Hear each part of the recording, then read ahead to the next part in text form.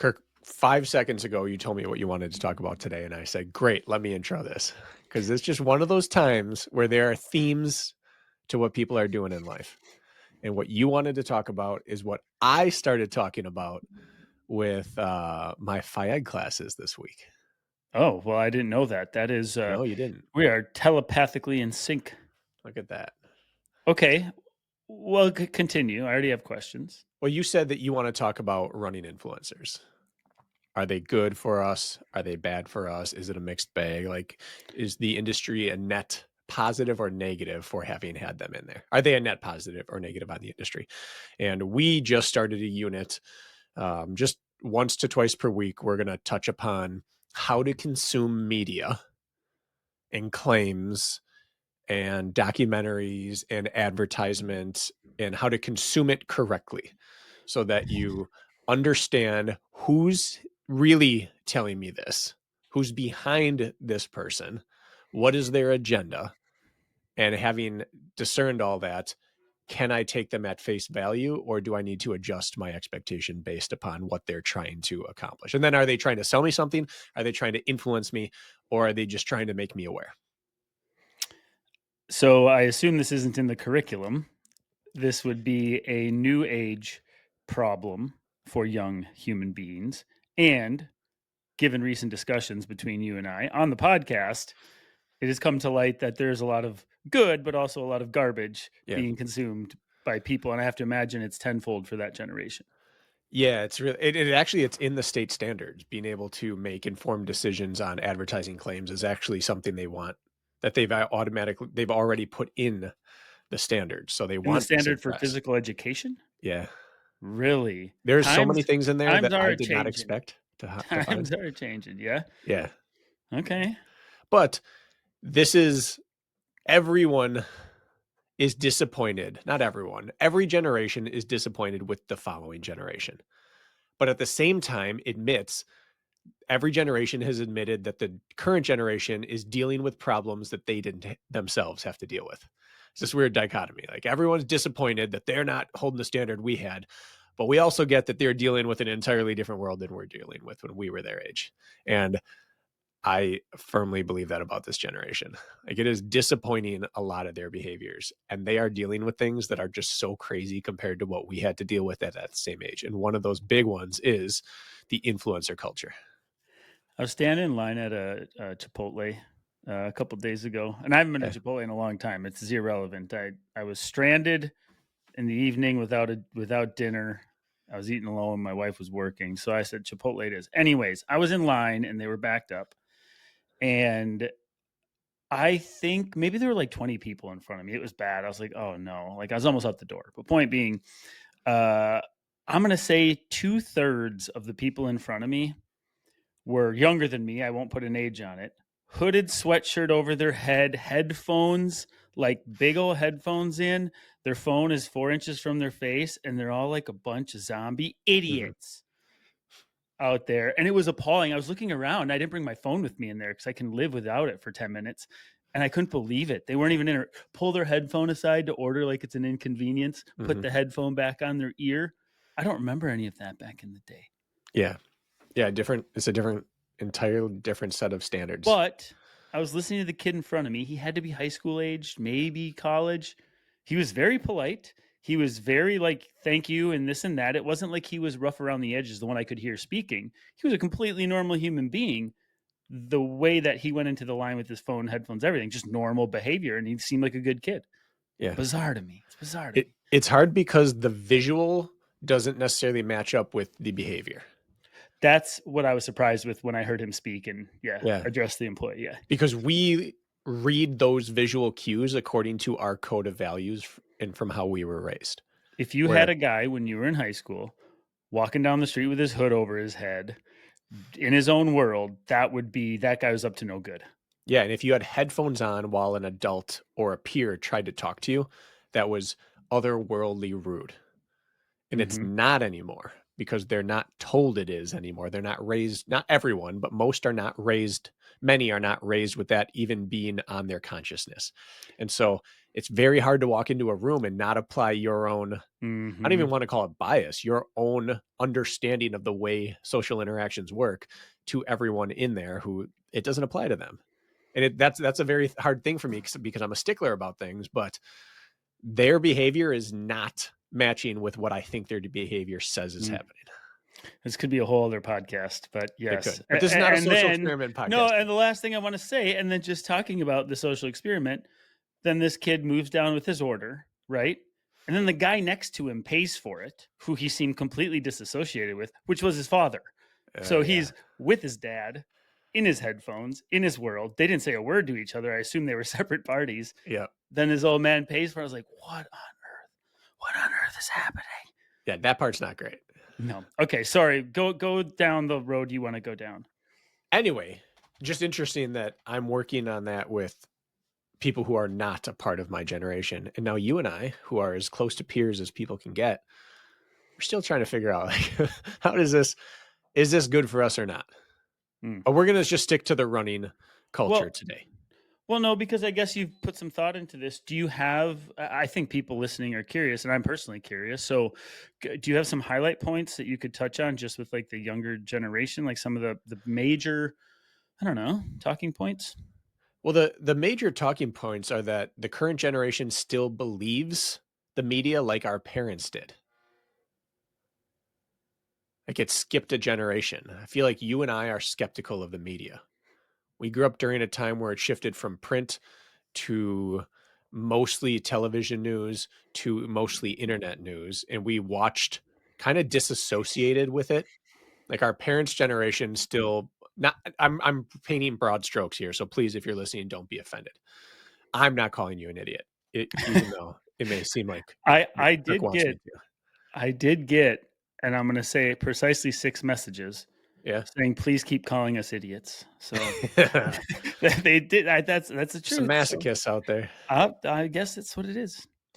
My gross generalization is that the generation above us still has enough trust, blind trust in people that they still blindly believe the best in the people that claim to have their best interests. And the generation below us is oblivious enough, oftentimes, to have more blind trust in a lot of things in the media they consume. Where our generation has watched the transfer of power enough to realize that there's just a lot of sketchiness going on out here, and we can't really. Now that doesn't apply to everyone, but that's a again gross generalization. So this generation, which is coming up with so many things at their disposal that we didn't have, are still blindly consuming most of their media. Now they understand a lot of the biases around like the social issues, but then when it comes to social media or advertising, most of them are still clueless that there's an agenda at play. Well, you So it's have to weird take into consideration their age, though. I mean, if you were for 16, sure. I'd be like, "Yeah, of course, that's the best shoe ever made. I'm gonna get that shoe," when really it's not. I mean, Yeah. that's the age, though, too. Well, we've discussed this concept before. And the example I always use is you're reading, let's say it's old fashioned times. You pick up a newspaper for whatever let's say you're in an airport and you're bored and there's a newspaper sitting there and you start paging through and you read the finance section, you go, oh my goodness, that's crazy. And you read the sports section, you think, oh, that's crazy. And then you read something that has an opinion article on something you do for a living and you're like, this is riddled with inaccuracies. And you move back on Mhm. to the next one and you go, oh wow, that's crazy. We take things at face value that we don't have a huge knowledge base in, and then we see all the inaccuracies and the things we do understand, and we don't apply that same way of viewing the world to things that we don't have a knowledge base in. Even though if the thing we know is inaccurate, the odds are everything, the people in those realms are seeing those same inaccuracies across the board. We don't see them, and so we don't look for them. And that's how this current generation is, where they're the most socially conscious generation I've ever met at that age. They are dealing with social issues and identity issues and belonging issues that we did not deal with at that age. And they are decades ahead of where they maybe even need to be functioning right now. But they don't apply that to social media.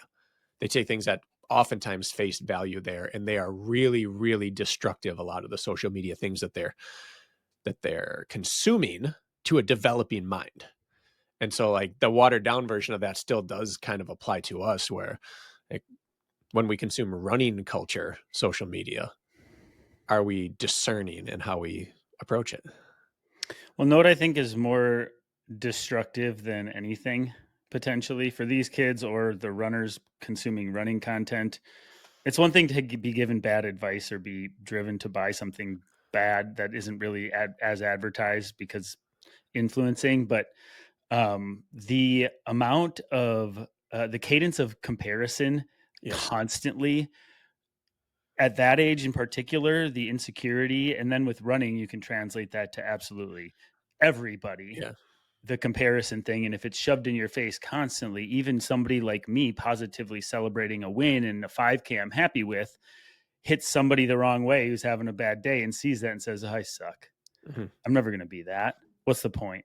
Right. Right. And there's that side of it, which I think can be as destructive as misled information sometimes. And it's everywhere. Yeah. As much as I'm like such a nerd about everything I purchase, I research like crazy. I'm actually not too worried or offended by people who are selling things that lead people like I'm offended by it, but I'm not too worried about it. Like you waste your money, you're led astray, you generally figure it out, and you move on with your life. I could go on rants about these snake oil salesmen, but the reality is that's not the thing I'm that worried about. It's the comparison. It's the Correct. thing that changes your feeling about yourself at your core, that changes the Correct. brain chemistry. That's the thing I'm worried about. No, it's very ironic about this entire conversation, which I guess we're about to have more specifically about running, is that you should be the last subject matter expert on social media because yeah, Well, it's fun. I'm not an expert on the subject Well, matter. no, I'm not. Neither of us are experts on literally anything, but it's just funny because we're for you to speak about it, and you're very aware, clearly. But like, if you went and looked at Oh, right. you're non-existent. You're non-existent. You're obsolete Right. by comparison. So it's just kind of ironic that now you're going to and have been talking about social media when like your use is Yeah. Yeah. non-existent. And Funny, I'm funny very to me. upfront with them about that. And I think it's almost important that I'm not like pot committed to social media because I feel like I can see it without some blinders on that other people have on. But I think it also hits me very like abruptly when I see some of these things because I'm not just used to it. Question, and then let's talk running more specific. You know how I mean, in the space in which I enjoy doing my free time, which is like the outdoor space, the word boomer is thrown around all the time. In the Mhm. outdoor space, like there's a lot of boomers out there in quotes, and it's usually used tongue in cheek and playfully lighthearted, sort of poking fun at somebody for just Right. not getting it, right? The older generation, the boomer, whatever. And I'm curious because you're working with a whole series of young kids, high school age mostly, right? They're all high school age. Is that how they view, let's say, even you at 38? Yeah. I Yeah. To an extent. like there's he just doesn't get it. He's too old. Yeah. He's Yeah, for sure. There's disconnects there. I do enough things that I'm active in that have like common ties to them that we're not to the stage where I can't relate to them. hmm, But like one of those ties is I have a 13-year-old right, right. and these kids, I get them at 15. So at the very least, like my kids' interests are a lot of their interests. And I know like the music or the shows or the movies or the video games. Like I'd probably play half the video games that they play, but with my son. So like I have some connection to it. So we're not totally just opposed in everything, but absolutely I'm old enough and removed enough from their lifestyle that oftentimes I get that look like, You oh, don't. oh, really? Did you just say that? And luckily I'm a self-deprecating person and I just lean into it. Yeah, it's the only way to win them over. Yeah, yeah, you Yeah, can't yeah. kids are so smart at seeing motives usually with behaviors around Mhm. them. Maybe not in media, but like they can tell when you're being fake. The real question is, what cut sock do you wear if you're wearing shorts? This is interesting. Because we got a Generation message. this generation that I'm working with doesn't care. Well, The we one got a above them message. cares. We got a message about what socks people want, And Yep. we have to, by the way, we have a landing page on the Mudgear website right now that people need to go to receive discounts on all Mudgear stuff. Let's plug that at the end of today. That's a Okay. teaser. But somebody wrote in and said I think they said they have a kid in high school or whatever, and wearing like a no-show sock, like all the kids are wearing full crew socks, even the Yeah. athletes, right? Said they look at it as the equivalent of this, like you were wearing like tighty whities. Yeah. That's how old school outdated it is. Like you're definitely a boomer if you're wearing no show. I'm like, I don't only own no show. But I don't wear tighty whities, so don't line up. Yeah, I think as the kid's a little older than the generation I'm working with. Ours seems to be, and maybe it's also the demographic I'm working with. There's a fair amount of kids who are not from super well off families, a Sure. huge amount, and a lot of them wear what they have.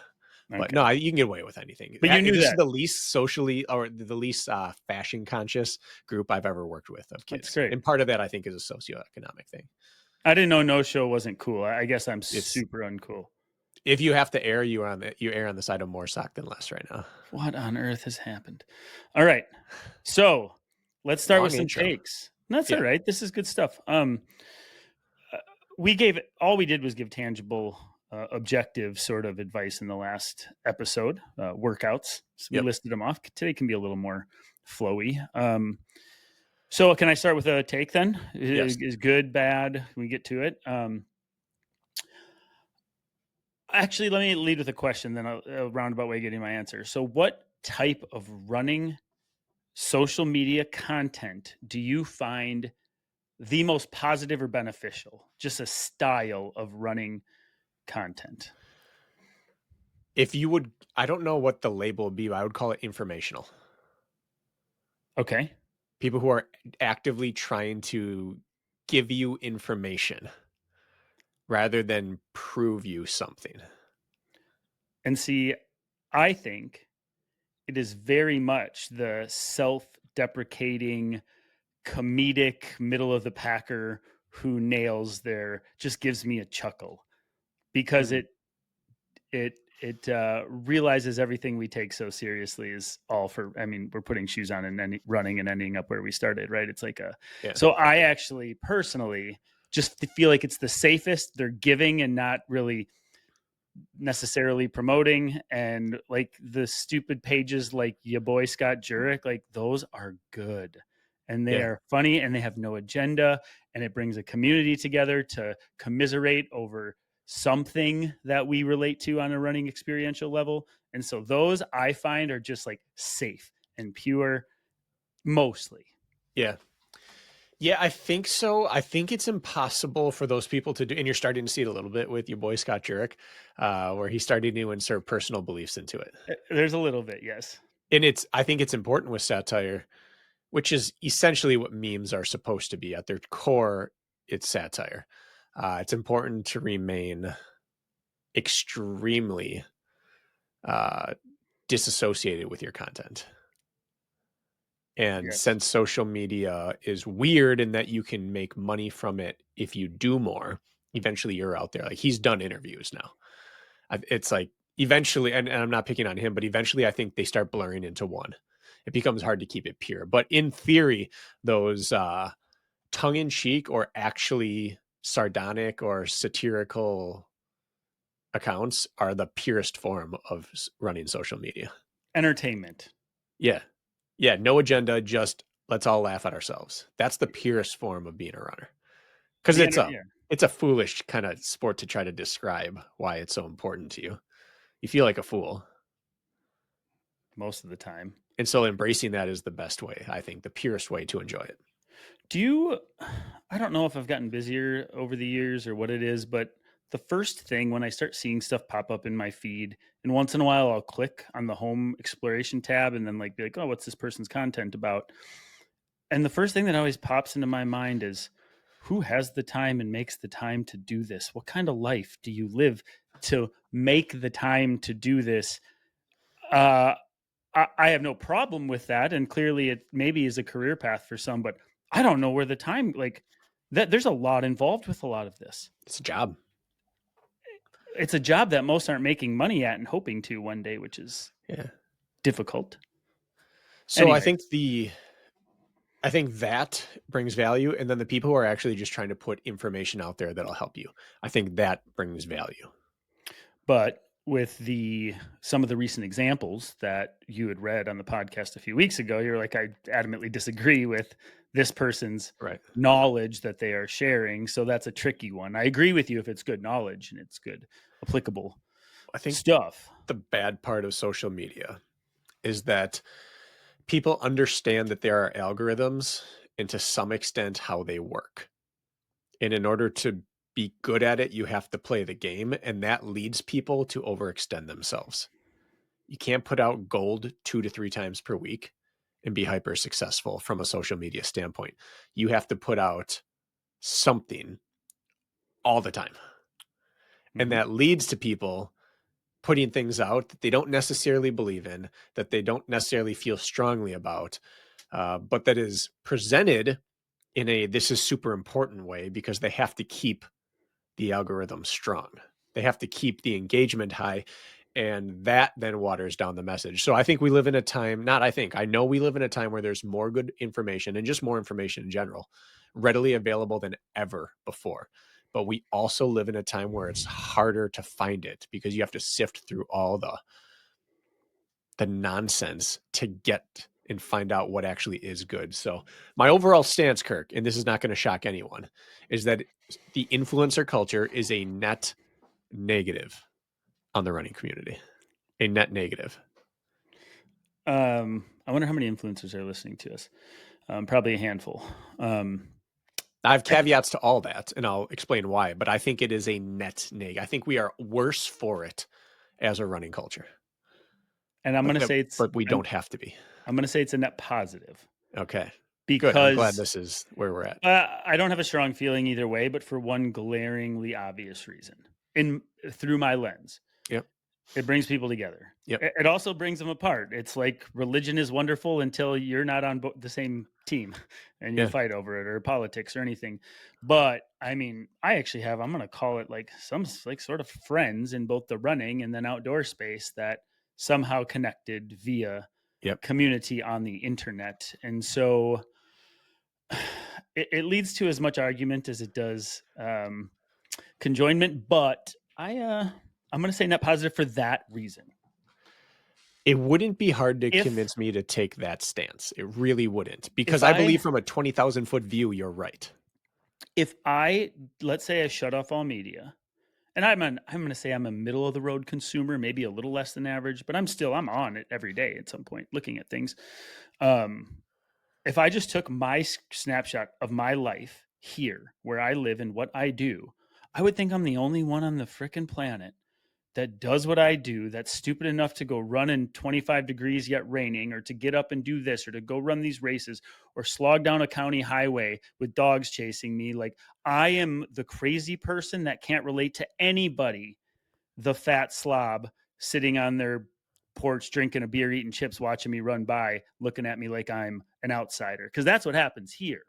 Yeah. And so there's a lot of people like me. Not everybody lives in Colorado Springs Right. or an area in which you go out your back door and you see, that's the opposite of what I do. And so I think there's a lot of rural or fringe area type where like you're in the heavy minority with what you choose to do with your free time. And Yeah. so somebody like me, I know better. Clearly, we have a running podcast and we made it our life. But if you didn't and you were Johnny down the street who takes up running at 45, and it's a different story. So that, I think, for almost that lens alone is why I think it is. You know what I'm saying?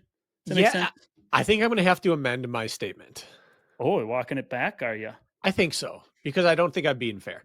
I think the running community is better now than it was pre-social media. I think it's bigger, and I think it's probably more well-informed. So I can't not say, like, I have to admit that it's a net positive, but I will say that running influencers are more negative than they are positive. Like, the overall accumulation of knowledge and identity and community still has us in a better place than we were, but they bring more problems than they solve, is my take. I think I for think a you're. while they were Mhm. better than they are worse. I think now they're worse than they are good, but we're still better overall for it for now. I But I think think it's getting worse. your clarification was super important. Okay. Yeah, and I agree with you 100%. And I Well, also it's think because your that explanation, like, you're right. It connects people, and it's got more runners involved, and it has more people connecting. That's you're never worse for that. So it has to be a net positive, although even if it's a cesspool at the top and in the middle and at the bottom and all of it. yeah, because if we had this conversation, like, let's say, gosh, we've had it a few times over the years, just about the young athletes coming up and how fast they're running, Yep. how they're superstars already. They're getting NIL deals sometimes out of high school, in high school. They're making real livings off of this.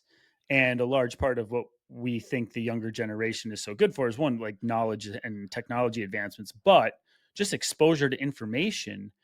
And a lot of that is via social media. Like you could take a high school coach who really doesn't know a whole lot about running, but gets stuck with the position, but still actually brings foundational principles to his Yeah. cross country training program now when he's really clueless, but he has such access to the information that he suddenly puts together a good program with really not much inherent knowledge. Whereas, like, back when I was training in high school, I don't know about you, and my coach was great for who he was, but you either did mile repeats or you went and did quarters and you did the same thing and hopefully it worked itself out. And that was that. Yeah. So I think that part too, I think about a lot just with like, you could follow the wrong advice, but like, I don't know. In that advice, it's getting clouded too. But what do you think about that? Just like the You're knowledge right. piece. Yeah, if we look at the current generation of runners, the very current generation that are just turning pro now, would they be as good as they are without social media? And I would say no, they wouldn't be this far along already. The high school programs, the times they're running, I don't think it would have happened without social media. So again, that's why I had to backtrack and say, yeah, you're right. Mm. We are better for it, even if it's predominantly trash, because there's enough good in there that wouldn't have existed without it if you can sift through it. If you can sift through it. I think the issue, not the issue, and you can't fault anybody for giving what they believe is good advice or posting a bunch about their workouts and, hey, now I offer coaching or whatever it is.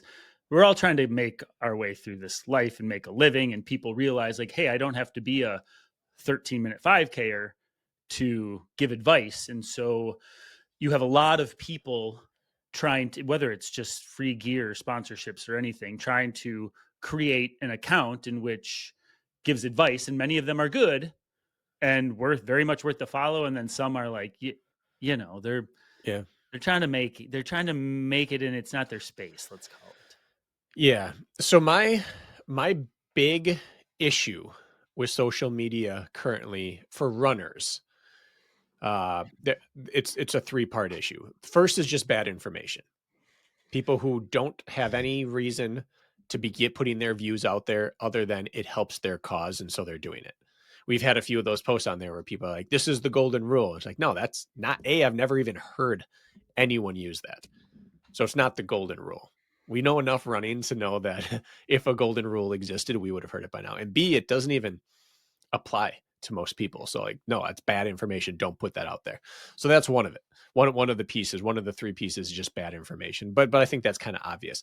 The second, and I think this is kind of like teens being bombarded with unrealistic beauty on social media, is people only, not only, but predominantly the people who are trying to influence you show beautiful running, and they show themselves running way faster than what they're actually even capable of doing. And you and I know some of these people. Like, we have either competed against them, seen them develop throughout the years, or actually have a relationship with some of them. I just yesterday was on the treadmill. I did a 3 by 10 minute threshold session. Classic, we've talked about on here. And I had someone that I know recommended to me, and the thumbnail started playing, and it gave that little YouTube preview. This athlete was running such a more aggressive stride than I've ever seen them use in a race my entire life. And obviously, they're running a certain way in order to look and present information in a certain way. And because I know that person, I can look at it and be like, wow, you don't run that way. That's not the way you run.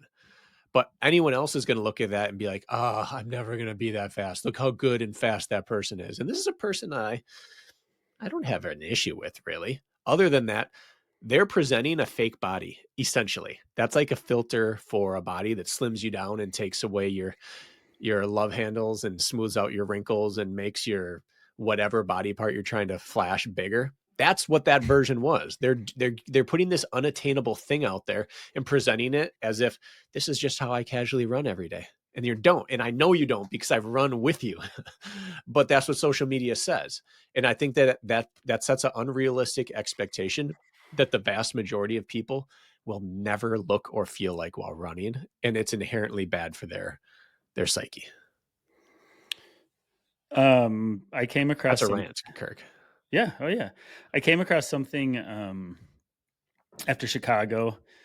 There's this account that picks apart people's mechanics Okay. in all sport modalities. The guy is the most pompous. Oh my goodness. He's picking apart like why this football player always gets injured and why this and this is happening here. And he picks apart Connor Mance's form in the home stretch of the Boston Oh, Marathon. good.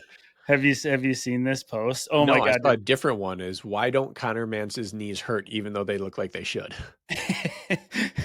And it broke down why he's actually running fine for his physics. And I thought, great, someone's like using their head a little bit here. This was just a guy saying all the problems with it. Yeah, So I don't. I would have to look it up, but it was so interesting seeing the firing squad come back at this guy good. defending. It was very entertaining. But there's a number of accounts out there like that I don't even know what to make of it really, because this was like a guy who you wouldn't aspire to run like or be like in a physical athletic sense, saying what was wrong with everybody's. And this is the American record holder in the Yeah, marathon. I will say, Connor Mance, my goodness, what a unique front angle stride, though. It is a unique yeah. from the side. What a thing of He beauty, runs and like a that's little kid.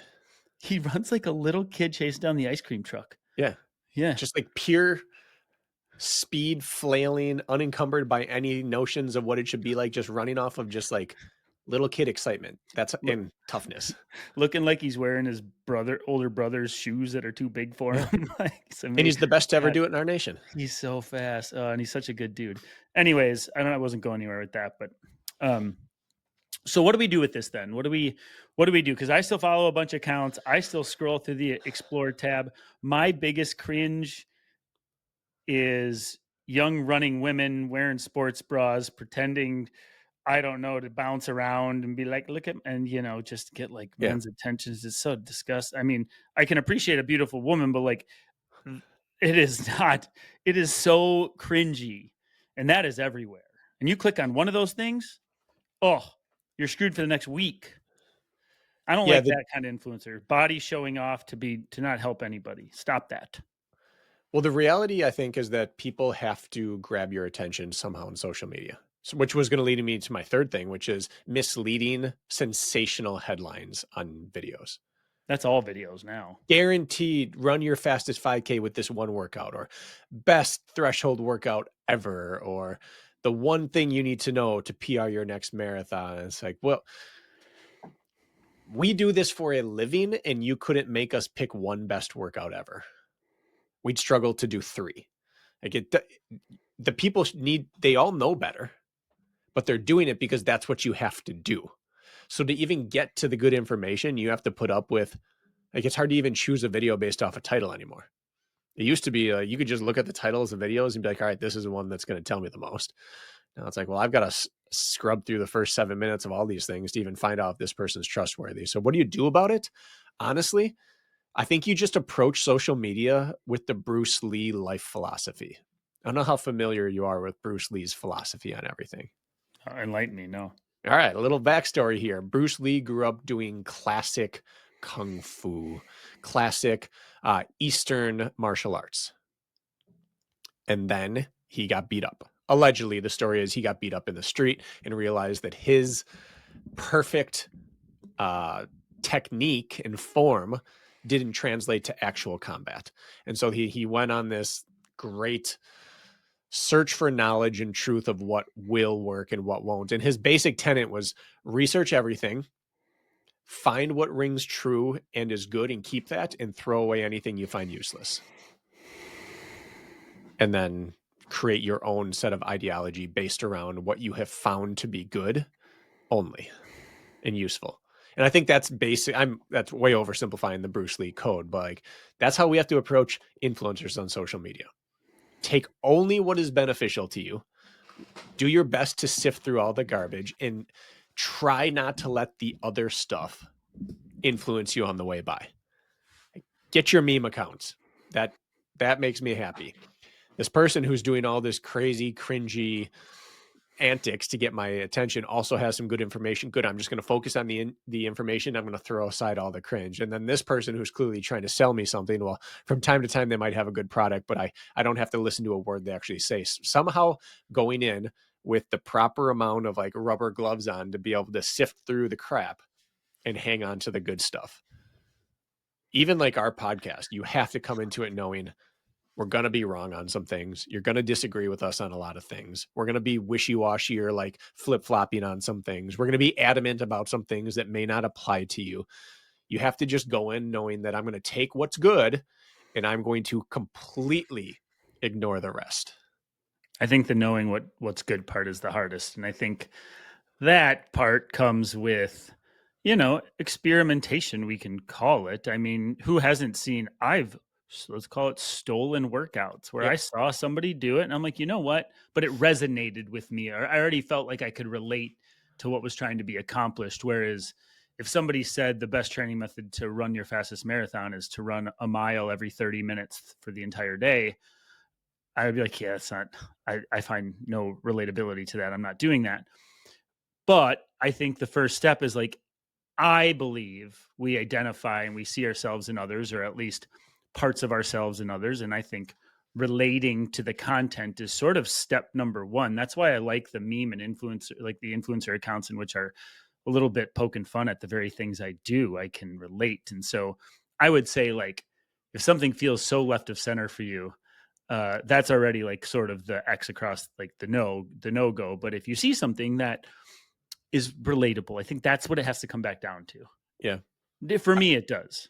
Well, I think that's one half of it. And I think the other half comes before everything we just talked about. It goes back to that I'm reading the newspaper and the things I know, I can discern that real easy. And the things I don't, I'm blind to. Like social media is not a substitute for real learning. So the things you're interested in, let's say it's running, and you're going to use social media and running influencers and be influenced by them. In order to be able to decide what's good and what's bad, you also have to do the legwork outside of social media. It can't be your only source of information and knowledge. It's the reason you can look at someone's post and be like, I'm not buying it, is because you've also done the legwork outside of it. And that's one of the issues that I've seen with working with students at the high school level, is that oftentimes it is their only source of information. Mm. And it's supposed to supplement and shortcut the learning process, but it can't be the entire learning process. You still have to read articles. You still have to read studies. You still have to read books. You still have to talk to actual flesh and blood people. You have to learn from the established sources so that you can discern social media correctly. And that's, so it's half of, does it hit me right or not? And the other half is, am I pre-armed with some knowledge of how to take in this information? Mm.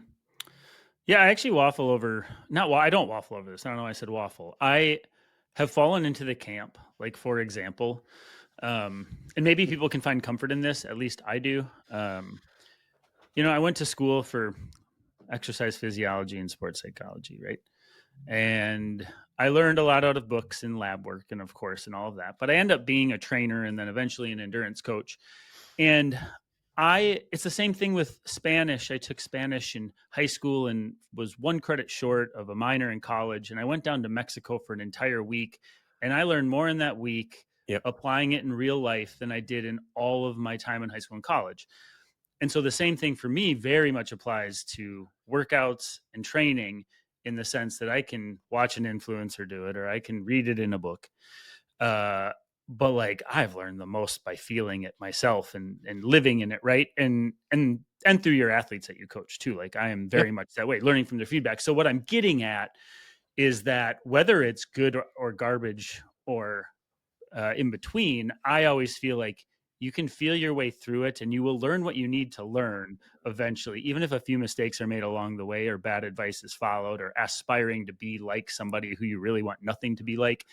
If you knew them, point being, I think we can still feel our way through it, because that's how I Yeah. have. You not learned more by the execution than the theory at this point? At least I have. Probably, yeah. That grasped it, fully understood it, yeah, and found the nuances for sure. And it doesn't have to start with the book. Like, go Sure. to social media and consume things, and then use that as your jumping off point. Someone who says this is the one type of training that will make you the best 5K runner, like watch that video. And then the things they say, go look that up. Like reverse engineer it. Go look it up use it as an inspiration for where do I even start researching things. I'm doing something stupid right now. Okay. So if I just search running advice on Instagram, is that a bad idea? I've done that before, just like for episode ideas. You have. Yeah. Okay.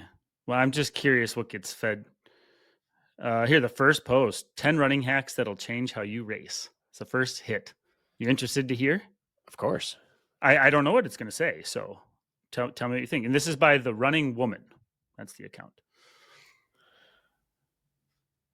The warm-up trick: don't stretch cold, activate instead.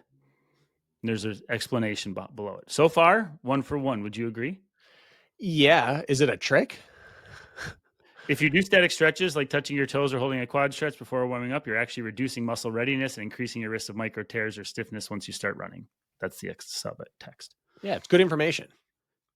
Instead, you want to activate your muscles. Try this quick 3-minute activation before your run. Leg swings, high knees, butt kicks, walking lunges. Okay, so the negative split hack is number 3. Start slow to finish fast. Biggest race killer: going out too hard. So, okay, so first of all, if I just stumbled on this, very helpful for a new runner, in my opinion.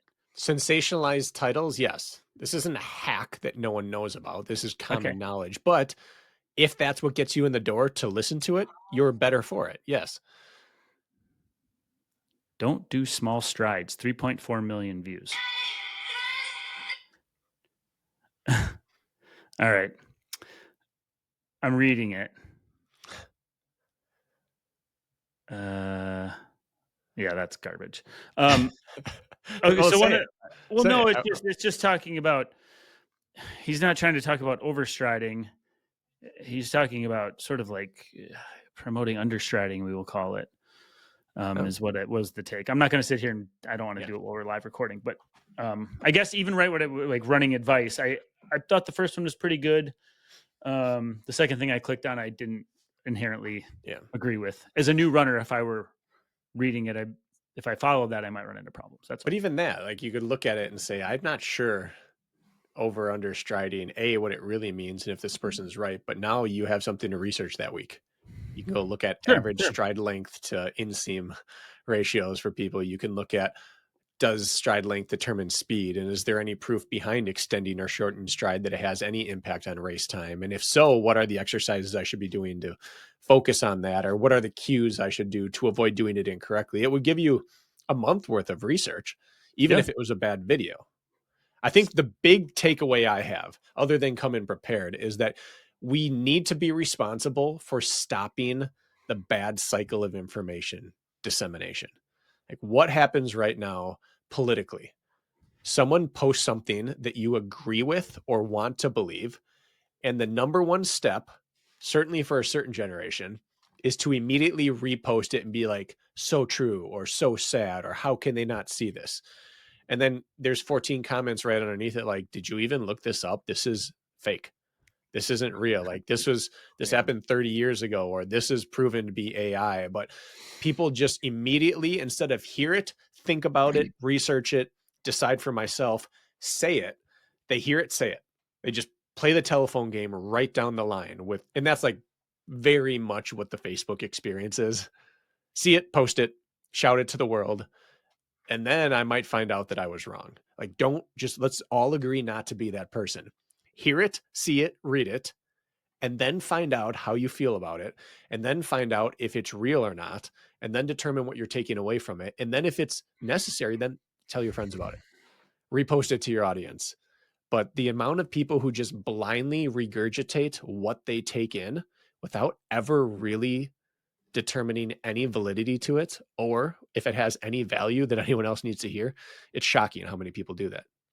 I think that might be the best advice that anybody will get from this episode, because we haven't really gotten anywhere. We haven't really given you any advice. We're really talking opinions here Yeah. exclusively, right? And so there's going to be people who adamantly disagree and relate and agree and whatever. But is I think just this dumbing it down, just as you did beautifully, is like, see it, interests you, or at least catches your attention.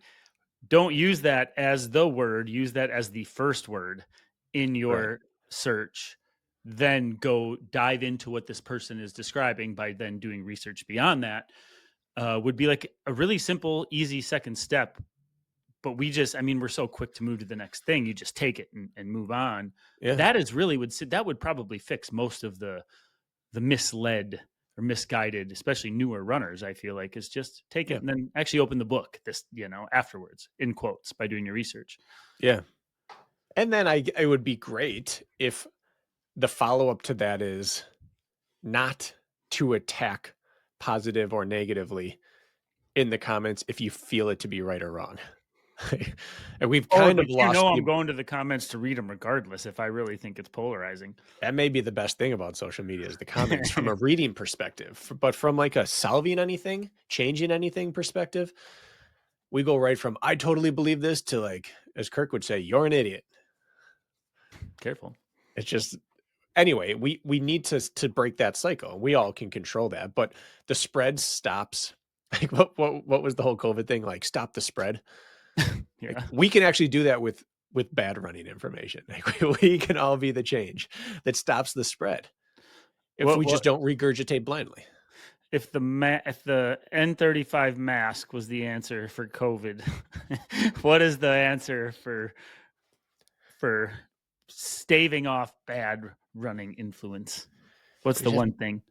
same thing I tell my kids, like you got to have a filter. There has to be something that exists between your mind and your mouth. Same thing as the mask, I guess.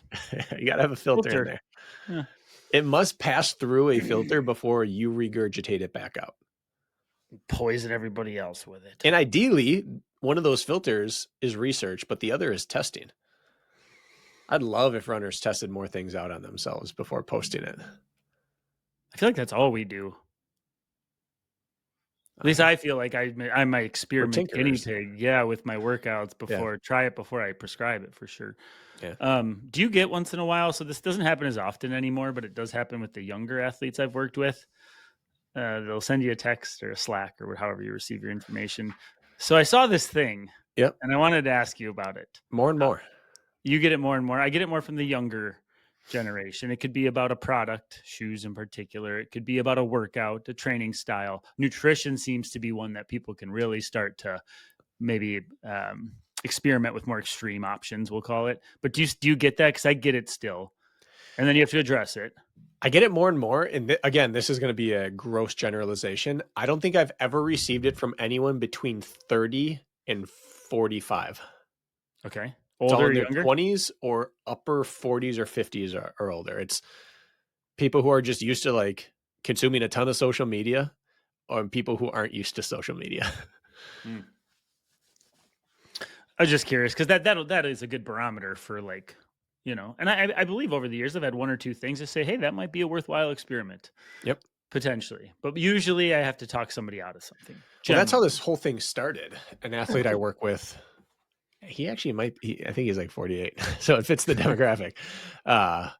He sent me that incline, how much elevation gain do you need per week equation? He said this, what are your thoughts on this? Is this valid? And that's what kicked off this whole thing. But he did the right thing. He didn't turn around and post it like, this is incredible. I can't wait for you all to try this, or tell me your thoughts after doing it. I'm doing nothing but this for my next one. It was read it. Now I'm going to turn to a source that I have some faith in. And then if that source says, maybe we should try this, then I'm going to test it myself. That's beautiful. That's the way this should work. I wish we cared enough and took the time to do something with our social media that made a difference. I know. I really do.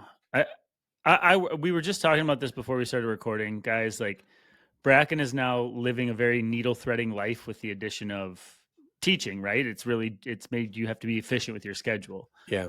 And we're living in 15-minute increments from the time we get up to the time we go to bed. And I'm like, where would we wedge in the time to make content? And I would love to. With you, it would be great. And I think we could put some good stuff out, but bandwidth is a problem. And that's never my fear. Because I feel like if it's important, we make time for it, and you're certainly that person.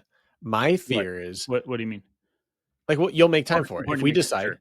yeah, we'll get it. We'll find a way. We'll make it work. We'll make it consistent. My belief, my firm belief is that nobody can remain entrenched in social media long enough and remain pure. I just don't think there's any way to do it. There have been so many people I've followed from the beginning of their rise. I'm not like this huge hipster on it, but like running social media is something that I did consume. And the shoe tubers or the bloggers at the beginning or people who are chronically in their own training, they all went off the rails at some point. Whether it was a huge deviation or not, like nothing stayed pure. Eventually it becomes too I think that social media impacts the chemicals in your brain too much for you to stay like totally locked in and pure the entire time. Eventually something changes and you're corrupted by it.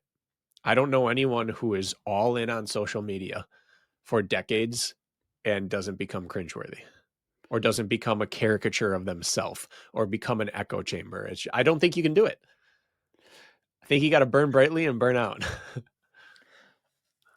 Weird take on that. You know how you have a favorite TV show, Mhm. and it's great for the first 3 seasons, and then it Yeah. fizzles out the next two, and the last season is absolutely trash and a shell of what it started as, and they put a stupid bow tie on it, and it's over. Yep.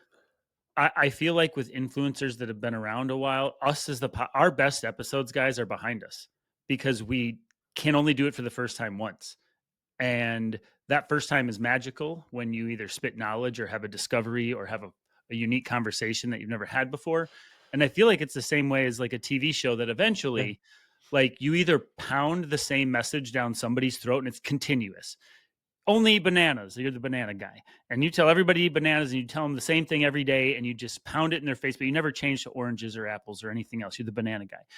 And you can do that. Influencers do it. They shove it, and people spreading knowledge. They have a theory, they stick Yep. in their lane, and you either live or die by it. And that like is sustainable if you are a one trick or couple trick Yep. pony. But in something like influencing when you need the next grab or podcast episodes where we need something to talk about that seems unique and fresh, like the best is probably behind us. It's the best is behind on all the podcasts I listen to and all the TV shows I've watched. Eventually, they don't end as good as they started Yeah. because the regurgitation of information or trying to get unique or cute eventually degrades the quality of the content. It can be any sort of anything we consume. We're product of it, I think. Like so anyway, nobody's invincible from that happening, I don't think. No. And I think that media is something that you can do longer because you get better at it. True. It's hard to recapture the magic of a TV show early, like the thing that made it special. But um, people who are just talking or presenting or filming, they get better at that act. But at some point, like you jump the shark or you become too set in your ways. If you are the banana guy, eventually there's a better option than banana out there, but you won't even look at it. Or if Yeah. you're constantly grasping at different fruit because that's the new topic of the week, eventually you just lose credibility. So, no, I don't. While I wish we did more with social media, I'm glad we don't, because at least we'll never, at least on social media, we'll never become that thing that we stand against now. It's also interesting. You know how we had Ian Hosick on, like, I don't know, it was a year ago maybe, and he was sort of picking apart our clips that he Hmm. didn't agree with, and then we had to like defend ourselves, which was an Yeah. interesting episode. He was kind of bringing up issues for the sake of bringing up issues, right? Uh-huh. But out of context stuff, which is what most of our clips used to be, is like you didn't know the before and after of the conversation, and so things can be just taken out of context as well and easily consumed. The format of here's your quick 30-second snippet. Out of context, it may make a lot of sense. In context, it doesn't, or vice versa. That's also an Yeah. issue too. Yeah. I agree. I don't know. I don't know. I don't know if anybody learned anything. I guess maybe just I don't know. Got your brain firing with what you've been consuming. Got you through 50 minutes of running. Let's hope Sometimes that's all so. there is to it. Yeah. You have a busy afternoon, Bracken? I do not have a very busy afternoon.